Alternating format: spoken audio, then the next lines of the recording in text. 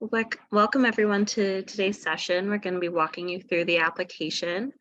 Feel free to stop me at any time and ask questions. I want this to be really informal and comfortable for you. So feel free to just kind of keep the conversation going and raise your hand if you have anything you want to share. We're really looking to just try and make this as accessible as possible. So please feel free to stop us at any time. I'm going to start off just by quickly going through just showing you the background of what the project is, just for anybody who needs that catch up and where we're at, and then we'll move forward into some of the information specific to the application.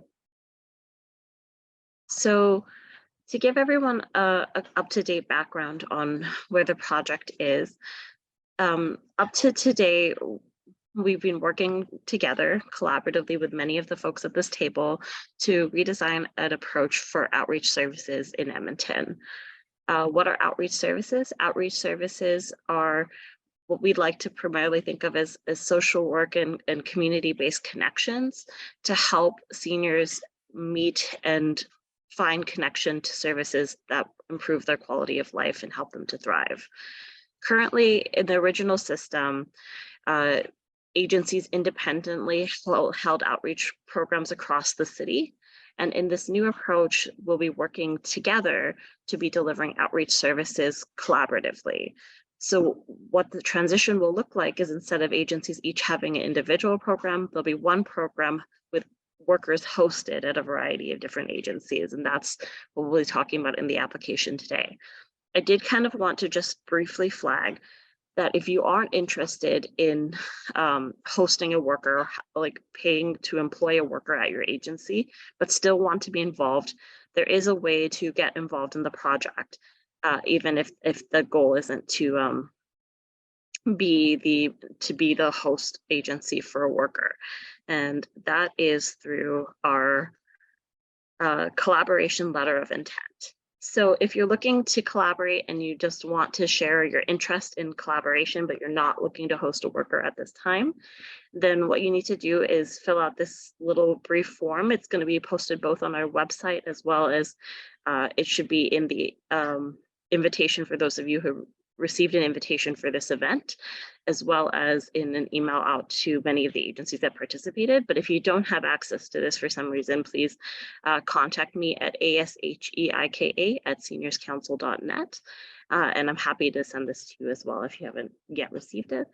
And what this is, it just lists the organization name, your organization address, some basic information, and then you can just say the ways that you might be interested in collaborating and what you might like to do during this pilot phase of the project. So just to give everybody that extra bit of background, we are going to be hosting in the first year 2 sets of pilots. So the first contract is 12 months and the second contract is 18 months. And so you'll be up for renewal if you were to make the first round successfully before the 18 months. So in mid-2024. And that's because we want to make sure that this is a smooth transition, and the partners that are at the table are really enthusiastic and feeling good about the approach that we're going for moving forward. So in terms of how outreach will function and what you can apply for if you're looking to host workers, there are 3 different positions you can apply for. And I'm just going to share my screen again.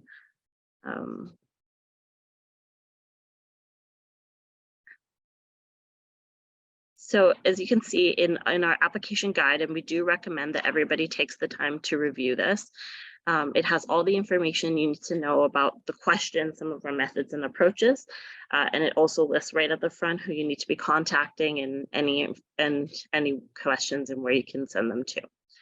And yeah, right here it mentions the idea of the pilots and the timeframes for those. So in this, we also have the list of workers available to you. So there's 3 different types of roles to consider. Sorry, just one second. So We have our outreach workers, which are those that provide specialized case management supports to clients with higher complexity goals. Outreach workers carry a caseload and apply specialized training, either in social work or cultural, to support their clients in reaching mutually defined goals.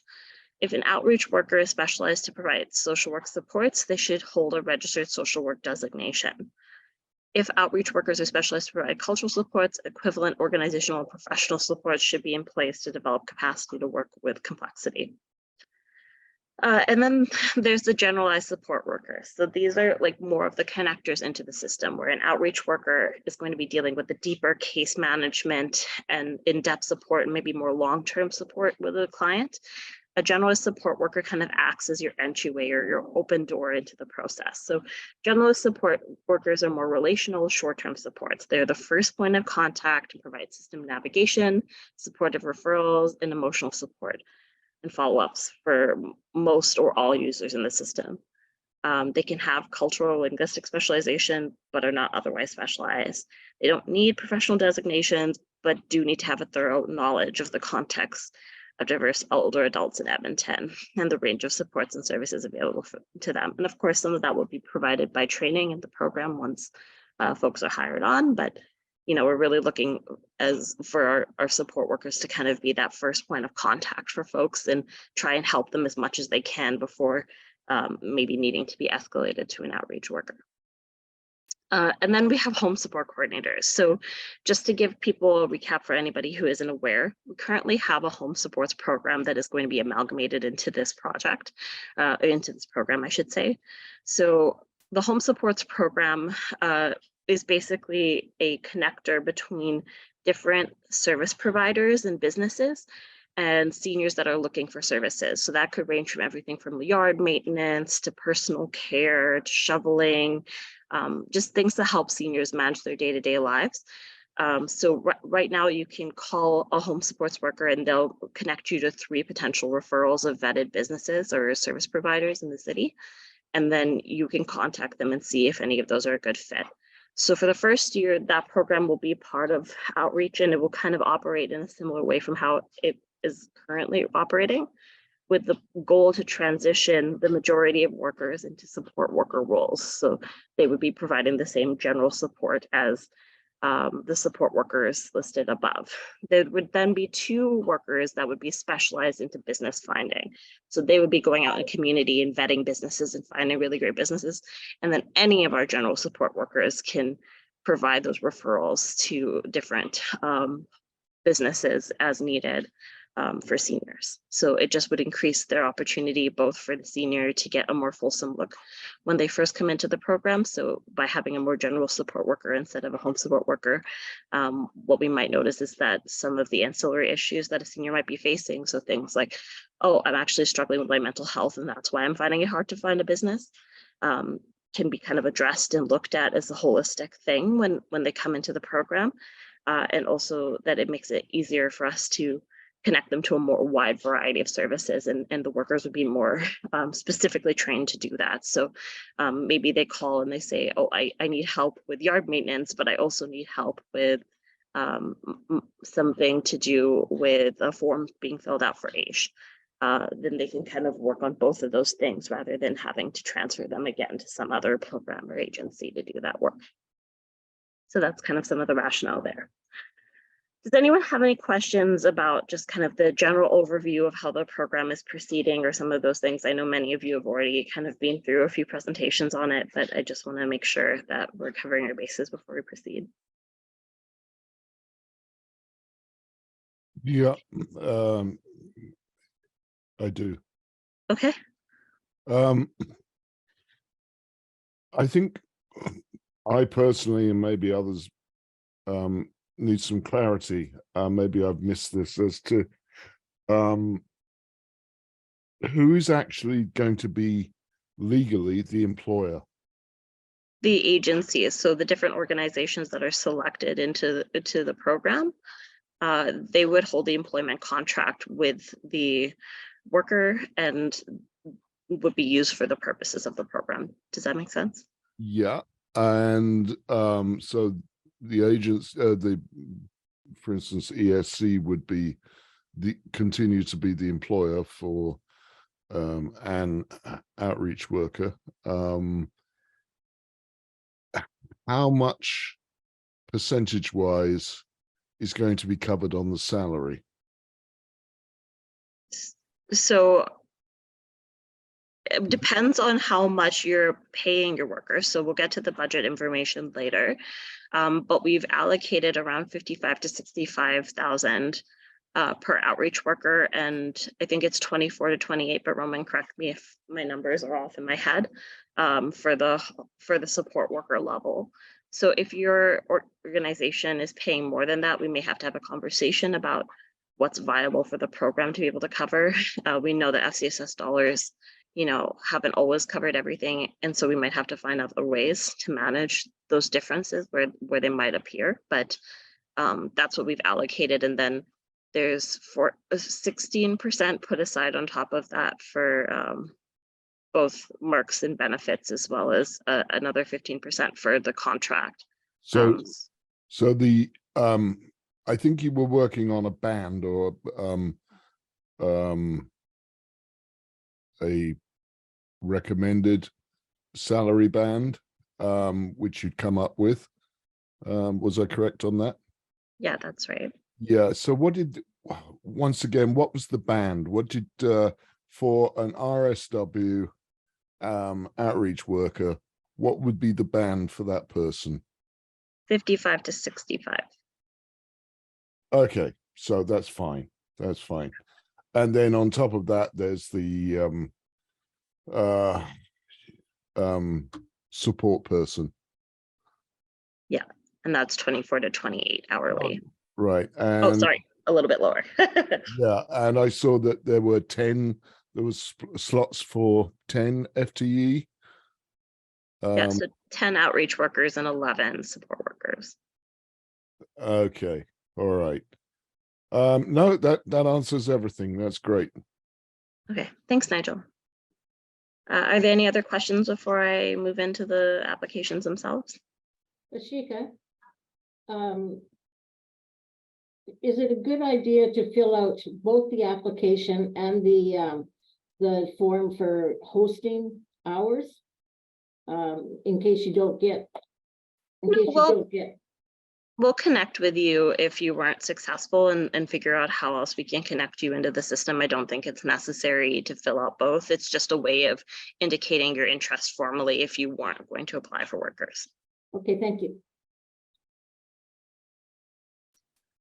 Any other questions before I proceed? Hi, Achika. Cecilia here. Just a quick question. Just trying to figure. So this hours that we're gonna be applying, the application is gonna be signed and everything. So it's just for getting new outreach workers, or that will be used to the current programs that we are running. You would be applying into this program. So your outreach workers, if they're existing or if they're new, they would be serving this program. Okay, so not necessarily is to have new hires. It depends on what you already have funded. So if you already have funding for them to be working in one program, then yeah. Then okay, thank you.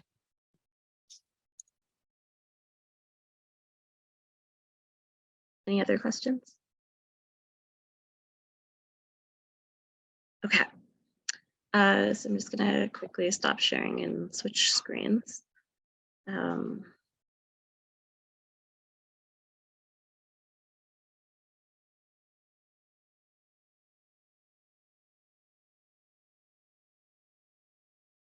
So when we look at the application itself, and like I said, that guide provides a lot of really great detail and kind of more fulsome information about what we're looking for from some of the questions. But I thought I'd just kind of walk us through the application itself and just flag for me if there's anything that you were like, I don't understand that. Why are you asking that? This question is confusing.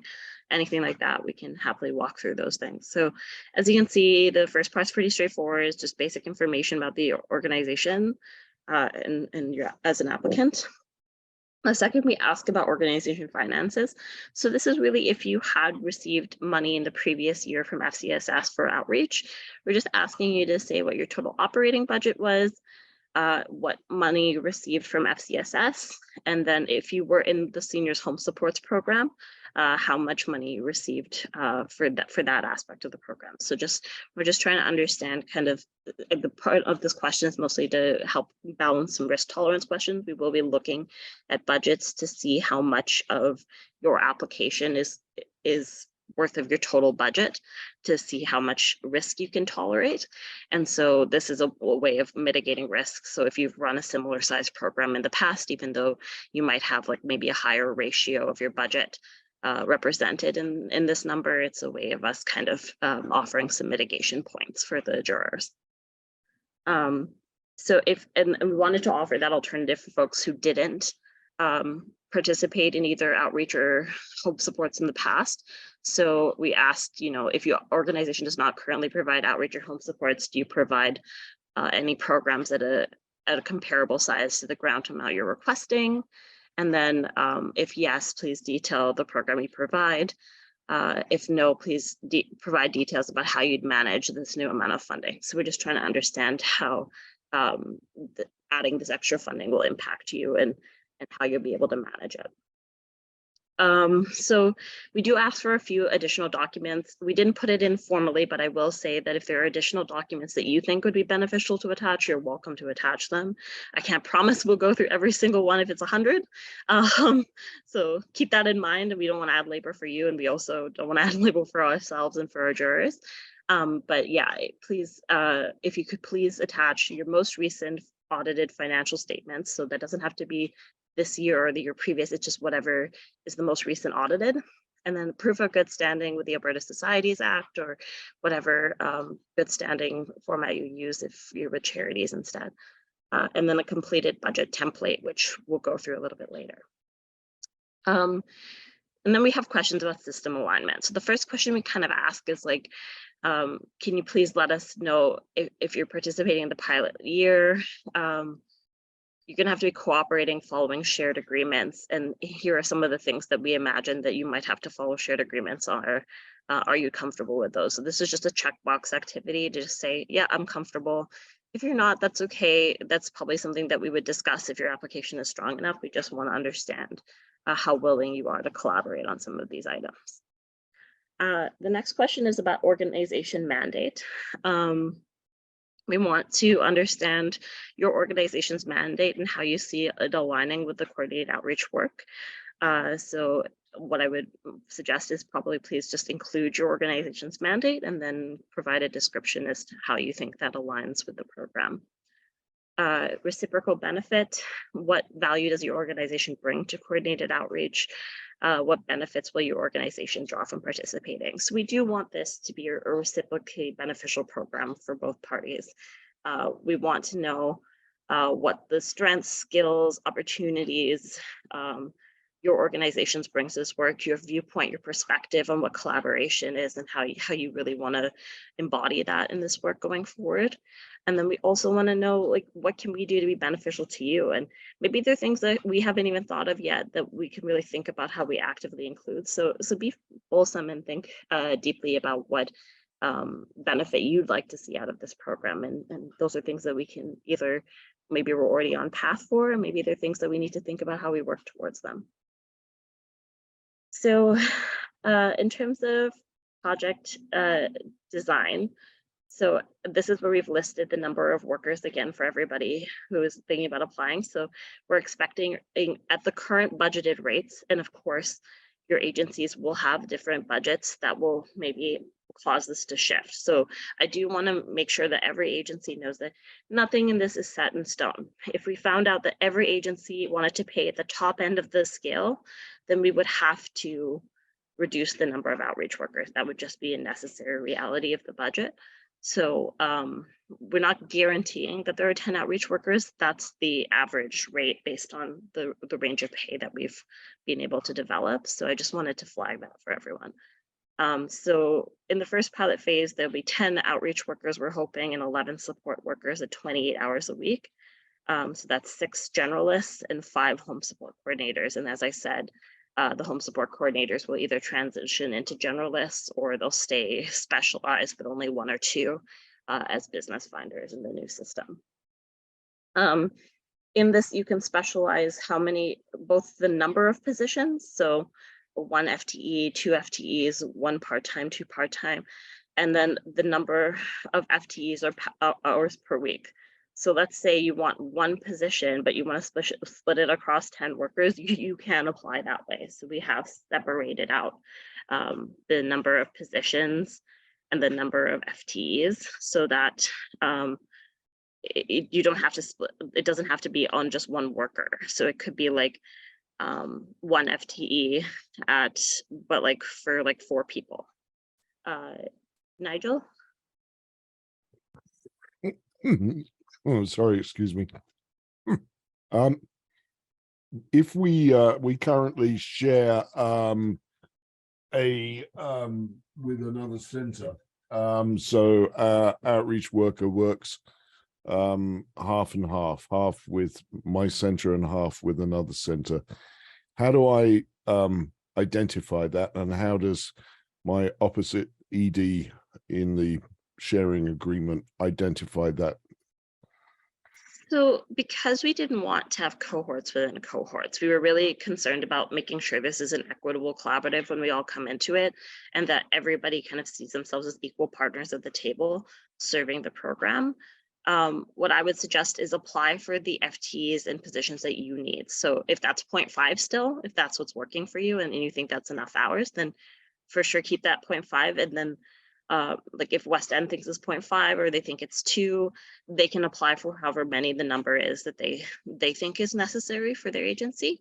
And then what would happen is, once like all the agencies apply, maybe it actually is that it's another agency nearby that isn't the one that you're used to, that you'd be asked to collaborate with. We would have that open discussion with everybody about that kind of opportunity. Maybe it's because I don't know where Haidong, I don't know what's going to happen with Haidong regarding that. So maybe the best thing is we each apply for a 1.0 FTE, and then in the notes or in the text, identify that in the past we've shared it as 0.5 and 0.5. And then if he's on board to continue, I just don't want to get caught short and find that I've ended up with a 0.5 and he's put in for a 1 because there's been a miscommunication, because this changes the whole nature of how we've been doing business. So do you advise that we should put in for 1, but note that in the past we've shared a position? Yeah, I think you're welcome to do that if that helps feel like a little bit more secure. Also, you're welcome to chat with Haidong about like whether you want to put like a 1 and a 0.5. I've been trying to get hold of him, but I think he's snowed under with a lot of stuff. I just don't want to miss the boat and end up putting in for 0.5 if he puts in for a 1.0 and misconstruing, what the how we should represent that. So I think I'll be putting in for a 1.0, but I'll note that in the past we've shared as a 0.5 and 0.5 with West End. That works. That makes sense to me. Okay. All right. Thank you. Roman, did you want to add anything about this table?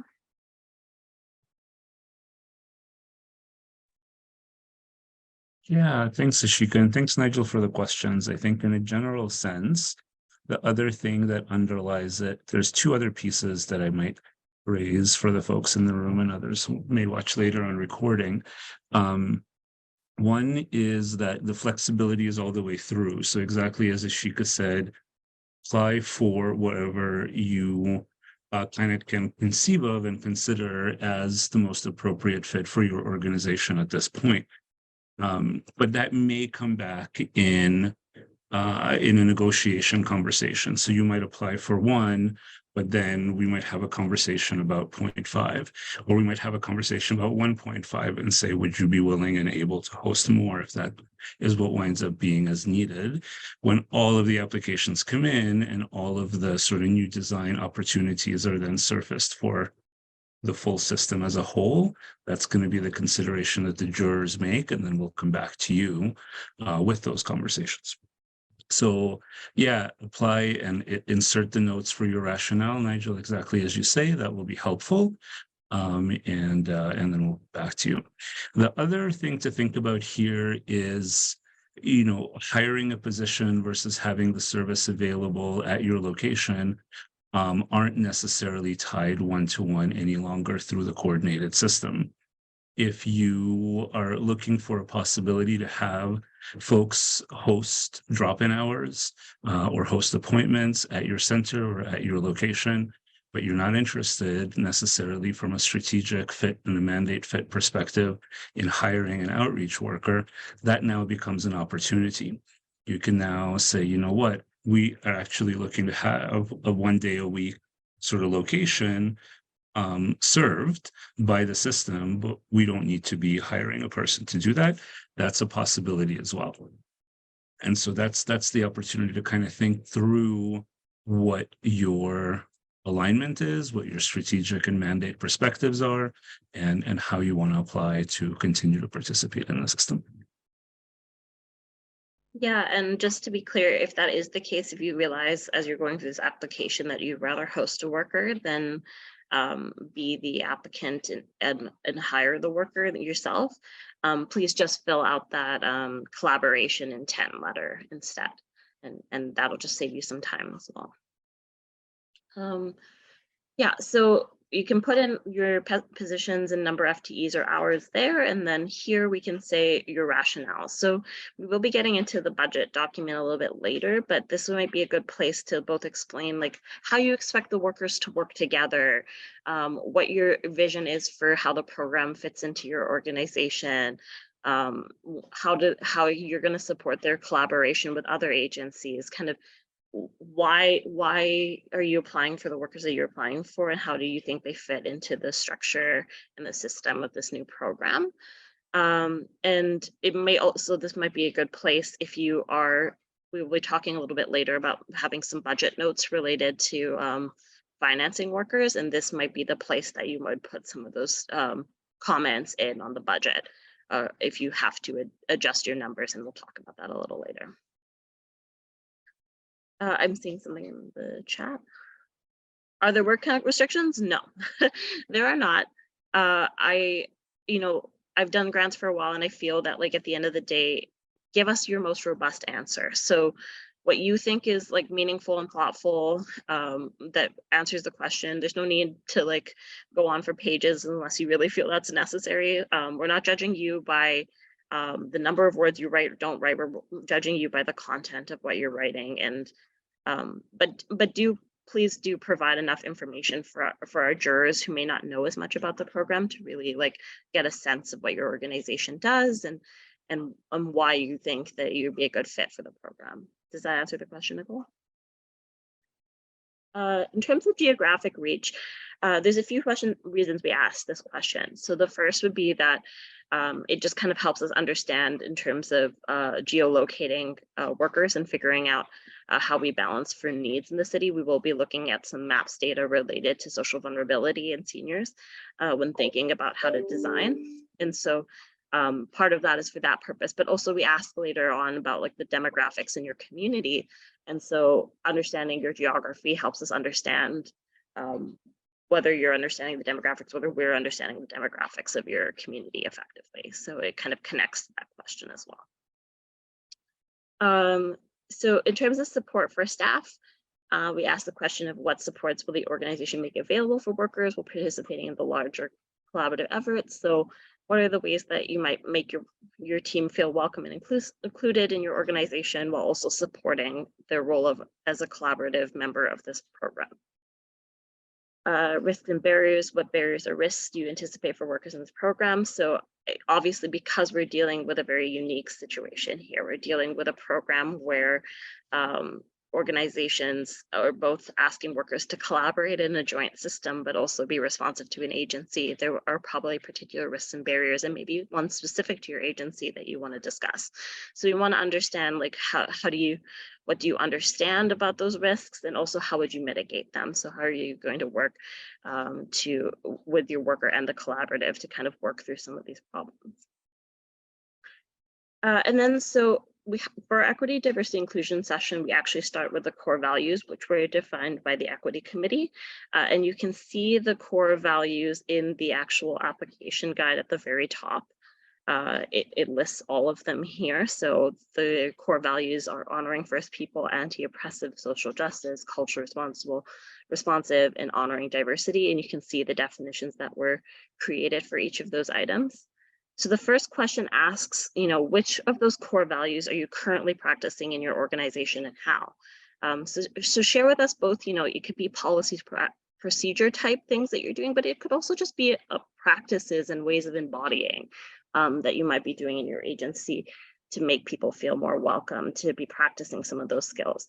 So for the first question, we asked which ones you're currently practicing. And then for the second question, we asked, for the ones that you're not currently practicing, how would you work to practice them as a partner in coordinated outreach? So what would you want to work on to improve? And I think even if you have answered this first one, you may want to think about like, oh, maybe there's some things I've listed here that I still want to work on in this section. It doesn't have to be a perfect split between them of you're either doing it or you're not. You can say like, we're doing it in this way, but we want to work on it in this way as well. So that type of reflection is welcome. Client diversity. So again, we're based on the geography question earlier, this is kind of a follow-up to that in some ways, which is what's your understanding of the demographics of the older adults in the community you serve? How do you ensure that your environment is welcoming to this diversity? So what are your organizations doing to think about and actively respond to the folks that are around you in your community? EDI training and development. What training development opportunities do you provide staff related to equity, diversity, inclusion? And then again, EDI policies. So what policies, procedures, or practices are you using at your organization to ensure equity, diversity, inclusion? And I want to emphasize too that practices in some ways are just as valuable as policies and procedures. And one thing you might want to think about emphasizing is how do you live your policies and procedures? Because it's one thing to have an equity policy and it's another thing to implement it. So it'd be great to see in some of your answers the bridging between, yeah, these are the policies and procedures we have, and these are how they're practiced in our organization, how we think about doing them. And so some of the practices that I've heard that kind of stand out to me is like actually being able to call out on when a senior is disrespectful to a different culture and say, hey, we don't do that in our organization, and modeling that behavior so that other folks know that it's a safe space for them, and also so that the senior themselves has an opportunity to learn and grow. And I've seen, like, for some of the conversations I had with agencies, that made a really big benefit because they were able to slowly shift the culture by establishing a sense of safety and putting that practice of their values into place. So we're not going to tolerate unkindness to each other in this space. So yeah, it's not just the formalized policies and procedures, it's also how you act on them in your organization. And then organizational diversity. So this is kind of modeled off of the FCSS question that was about understanding the general makeup of your organization staff and leadership, demographics, knowledge and lived skills and experience, and how these attributes reflect the community you serve. So how does your organization reflect the broader community in terms of your staffing and leadership? So collaboration. So in this section, we really want to understand how organizations work together. So we wanted to understand, what are your strengths and skills? Does your organization bring to collaborative? And then does your organization have the capacity to serve on the governance committee? So this question is not meant to be punitive if you're feeling like your agency is too small to have the time to both have a worker and serve on governance. We want to offer that opportunity, and we'd like as many host agencies, of course, that want to host workers to be a part of governance, because we think it'll help bring alignment and common agreement to the practices.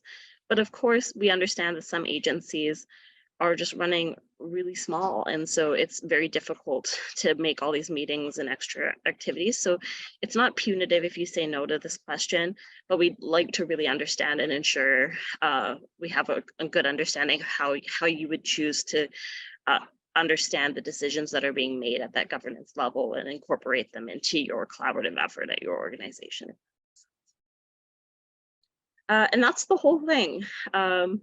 we hope that it's relatively reasonable. I have already gotten a few applications in, so thanks to the organizations that are doing that. And if you do get your application in early, or if you even want us to review a draft, I'll take a draft up until like a week before, but I won't be going in for any like deep content responses, but what I can do is provide just, oh, you're missing this, here's some general thoughts about your application. If you are looking for any guidance in that way. So this might be a new process for you. So yeah, are there any questions after we've kind of gone through that element of the main application form?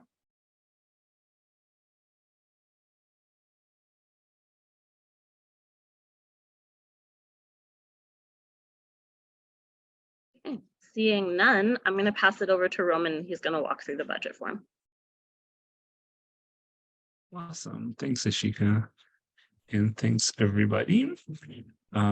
So in alignment kind of with the values of project and in alignment with the main application form, we really wanted to make the budget part of the application as streamlined and intuitive as possible. And so essentially, you're completing a number of budgetary fields. There's a little bit of an auto calculation that the template does on your behalf. And so I think for this part of our presentation, I'll just walk you through what the fields are and what the calculations may look like, and just kind of give you a sense of experiencing walking through this. So of course, just for that first field, please make sure to enter your organizational name so that we know which application this is a part of. And then we really get into the numbers. So in the first section, we'll be looking at salaries and wages. And there are kind of three parts for each of those three types of positions that you could apply for that Ashika mentioned. And each part needs two components. It needs a wage component and a time component. So if I'm applying for an outreach worker salary, and I know that at our organization, we pay $61,000 a year, I'll just put in the 61. And then let's say I'm applying for two people, but for a total of 1.5 FTE, then I would just enter that 1.5 into the FTE component. And then the calculations start to work. So as soon as you have both the wage and the time component in at least one of the three roles, then the rest of the sheet begins to auto-populate for you. So similarly, if I'm not applying for outreach workers, but I just want to do a generalist support worker, and we're going to propose to pay $22.50 an hour for 28 hours a week on average, then I would put that in, right? If I want to have two people at 28 hours a week, I would just put in 56 as the total hours per week, and then the calculations begin to float down. And these little notes on the right will remind you what each box is for. So once I have this information in place, and let's just go back to, let's say we're doing this one. Okay. So once you have that information in place, now the first thing that it'll auto calculate for you is that Mercs and benefits line.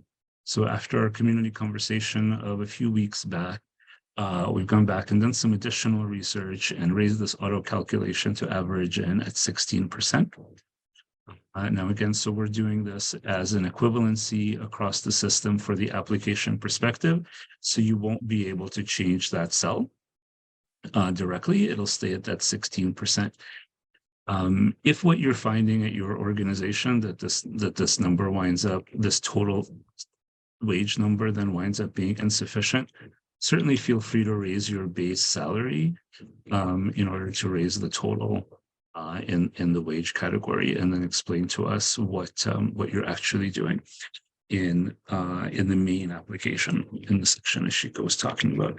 But otherwise, it'll auto calculate for you. And our sense is that for the majority of cases, this average will work out.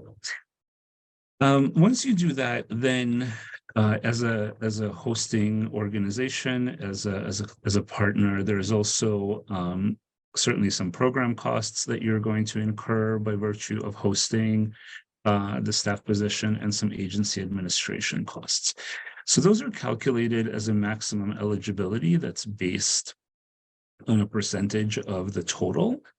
But then the request of you is to then put in the budget of your projected itemized amounts in order to then add up to this maximum eligible total or below. So let's say that I've got, 1.5 FTE, but that's 2 people, and I expect that we're going to pay $150 a month in travel costs for 12 months. So that comes up with my $3,600. Let's say I have parking costs, training, etc. I can start to kind of put this in. I'm just going to do just a second. Okay.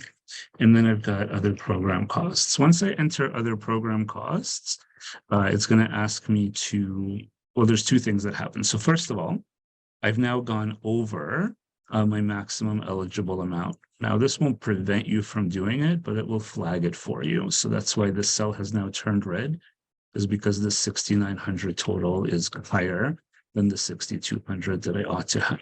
So in fact, other program costs should be lower. Once other program costs are entered, then this other yellow cell next to them is just an opportunity for you to describe what those are to make sure they're still FCSS eligible.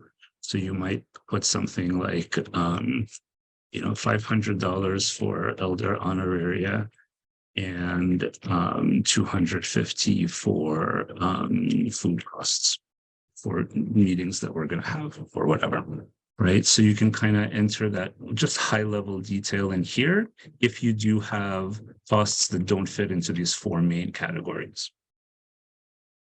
Okay. And then similarly down here for agency administration costs, beyond the program, there's the 10% of total maximum that's allowed in there. You can start to enter the things that you will need in there as well.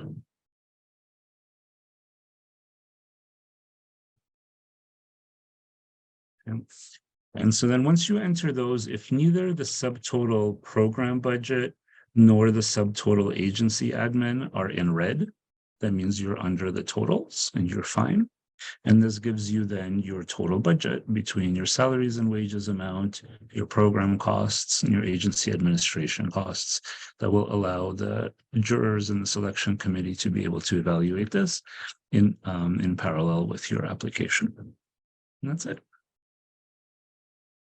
Are there any questions on the budget template?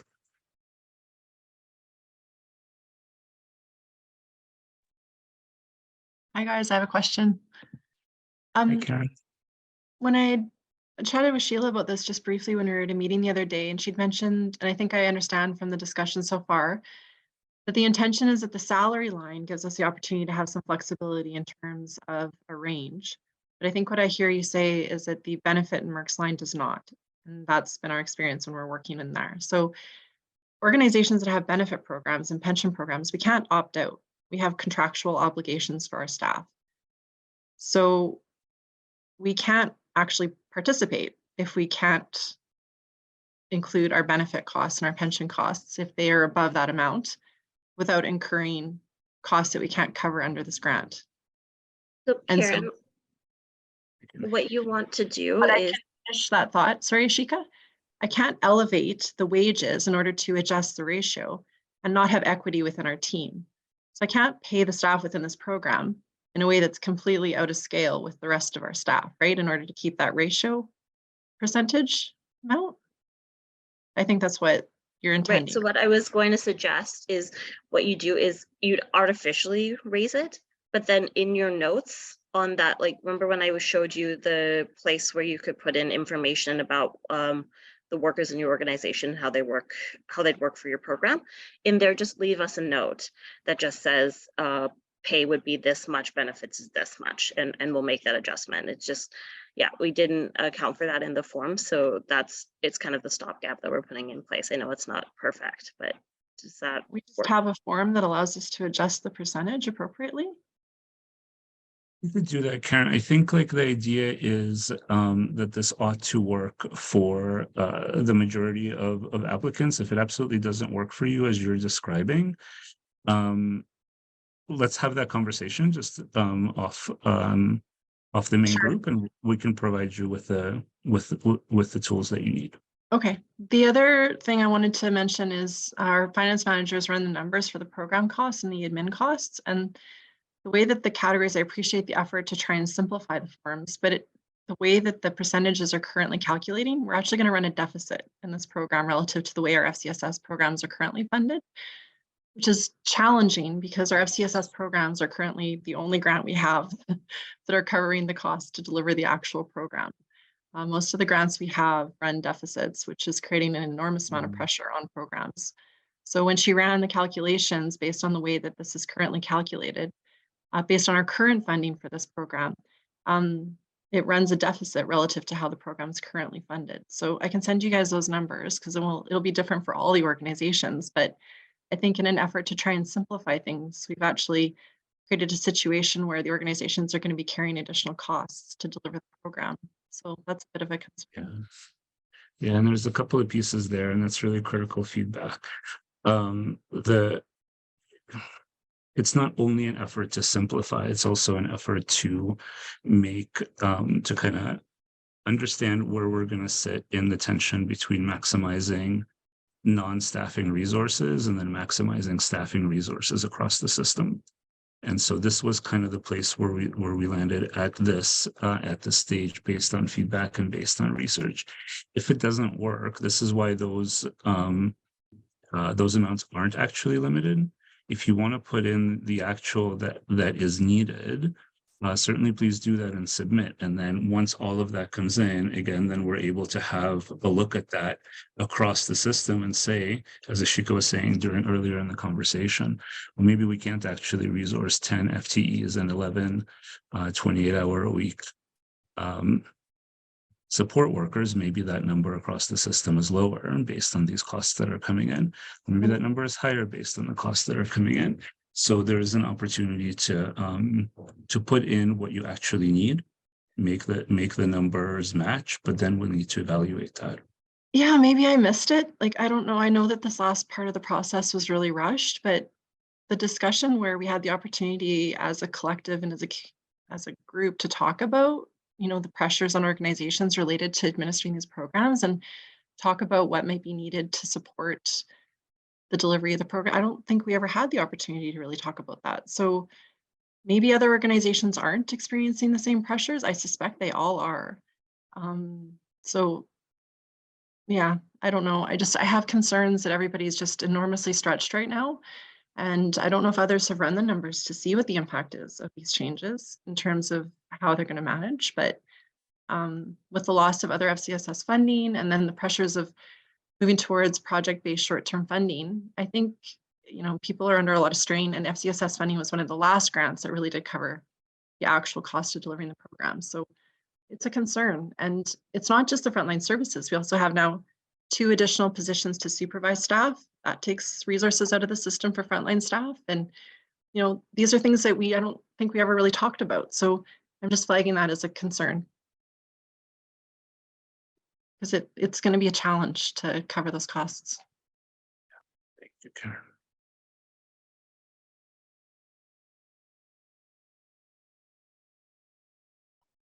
Nigel, I think I see your hand up. Yeah, Nigel.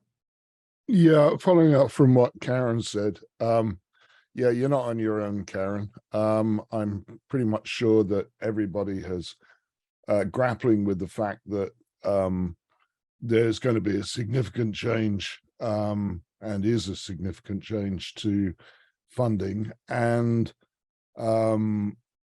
whilst we may, for instance, relating this to ESC, we're only dealing with one RSW outreach worker currently in position. We don't have a lot of overheads for that position, but like you, we've been reliant on using FCSS funding in the past to keep the program alive and kicking, for there to be a position for the outreach worker to actually occupy. And I think that's the challenge for everybody. But to be fair to FCSS, you know, they've been talking about this for 2 years. And I don't know.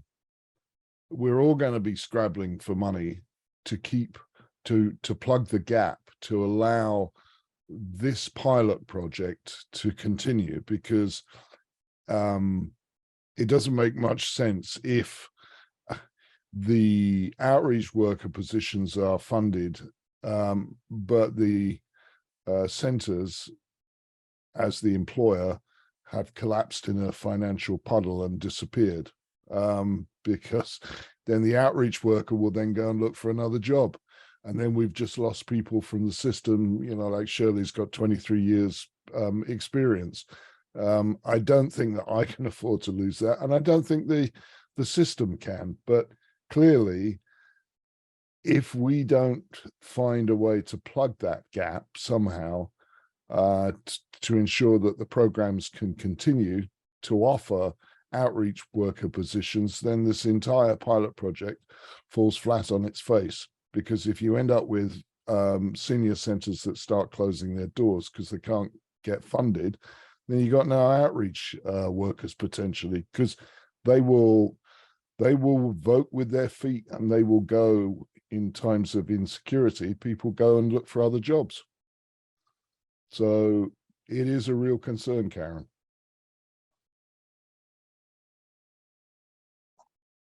I think our intent with the way that we approached this project was understanding FCSS is one funder. We know that there are going to still be needs for lots more investment in our community-based senior organizations. So in conversations I've been having with some of the counselors, they have indicated to us, you know, tell us if you think there needs to be more than the current 1.5. We'll deal with the 1.5, but we're also putting in an ask for budget increases. We'll be looking to other funders as well. I think this is an area where the provincial government has some responsibility. I really see the connection with keeping people well, that this is an area where the Ministry of Health should have interest.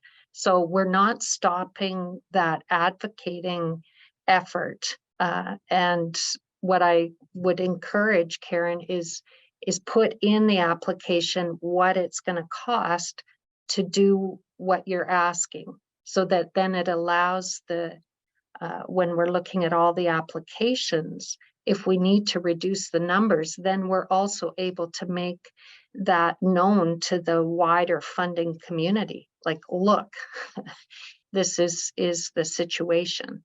So I just really want to encourage people to don't think that we're trying to make you fit in a box.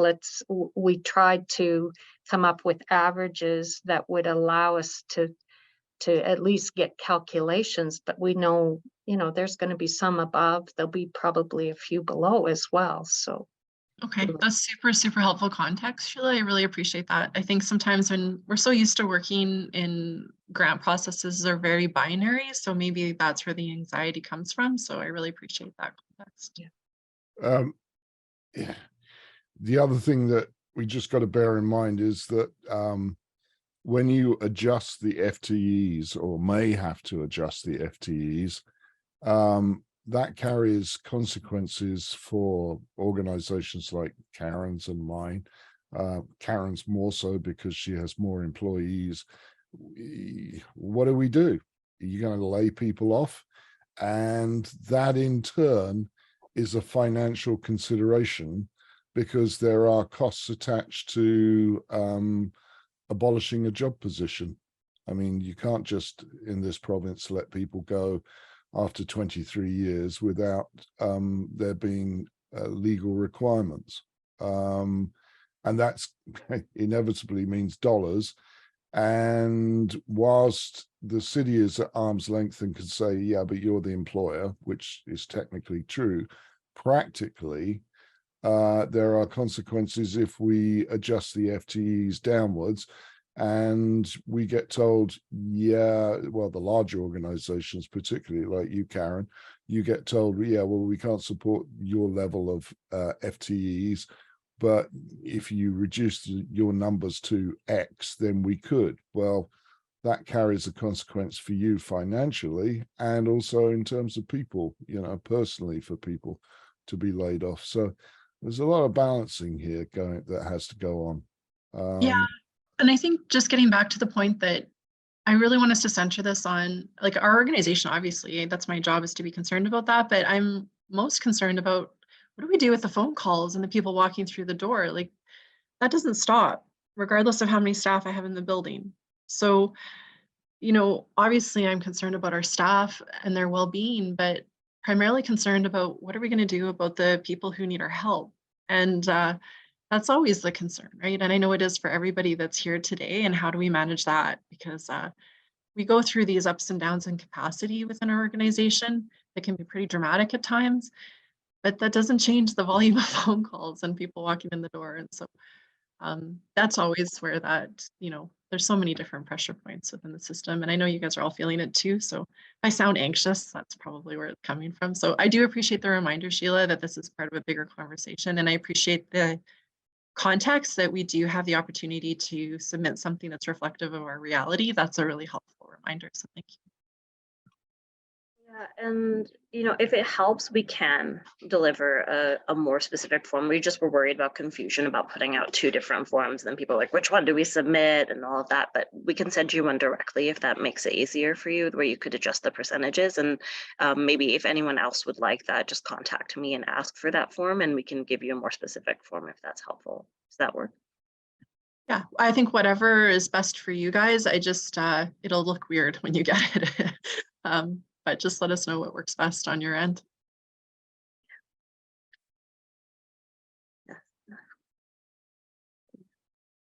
Are there other questions or things folks wanted to share? Oh, Just to take up way too much space, just a quick question. The people that are going to be reviewing these proposals, I'm just wondering, how are you guys going about orientating them to the model and to what we're trying to achieve? Because they won't been through kind of that whole process necessarily. I was just curious about that. yeah, so we're hopefully going to be using folks who are either jurors for FCSS or CSAB, so the Community Services Advisory Board with the city. And I think it'll be about a day's process because I'm expecting around 30 applications. And so what we'll do is each will have 10 to review in advance. I'll provide them a bunch of information and maybe even do some sit down phone calls where I walk them through what the process is being, what the applications are about, all that kind of stuff. And they can back and forth with me and ask any questions over that week as they review them.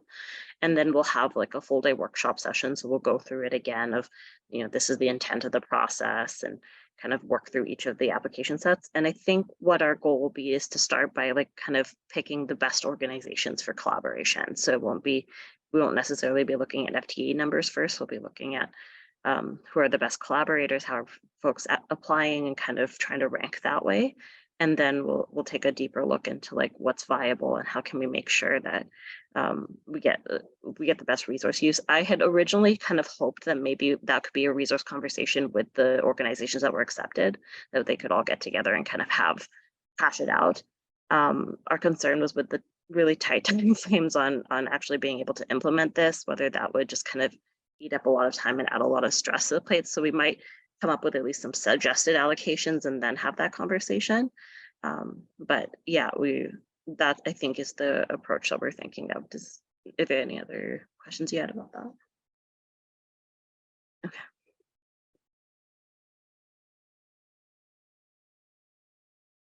Are there any other questions about the application?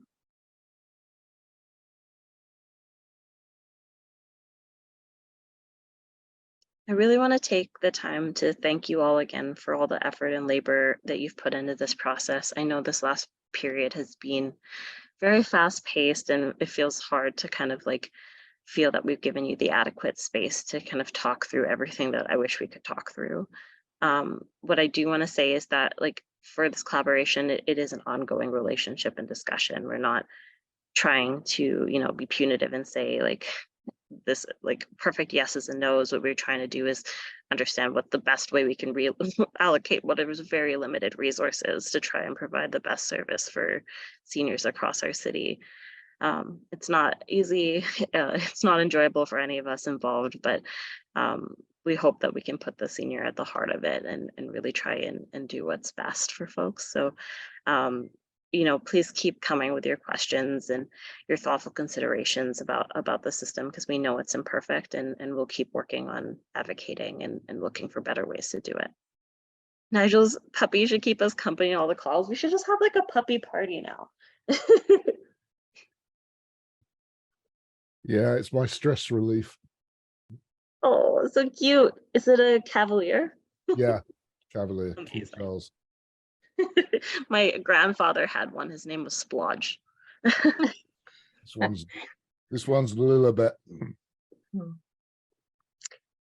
Well, thank you, everybody. I think we're at our time, but feel free to reach out if you have more questions. So we really want to hear from you. Thanks, everyone. Thanks, Sheila.